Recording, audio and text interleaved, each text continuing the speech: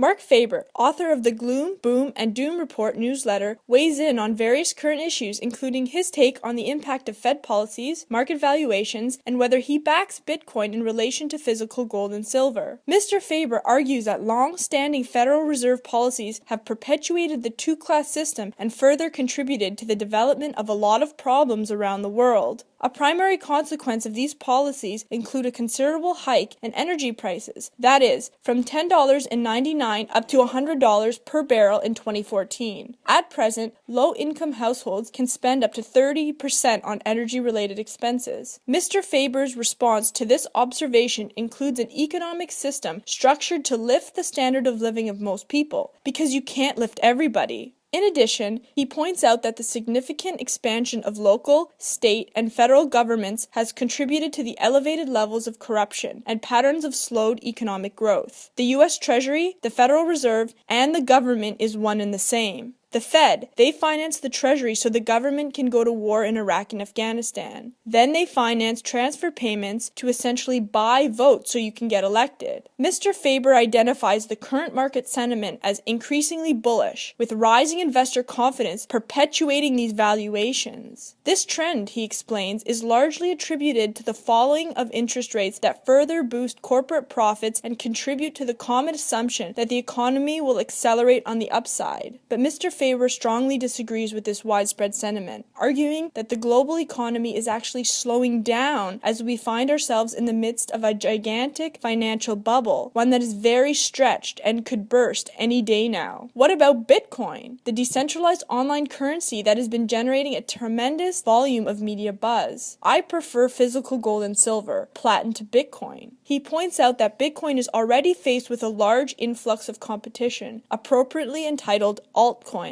In addition, it will become incredibly difficult to determine the accurate valuation, unlike physical gold, silver, and platinum, currently based off the worldwide quantity of floating money, production costs, along with credit, wealth, and monetary base increases.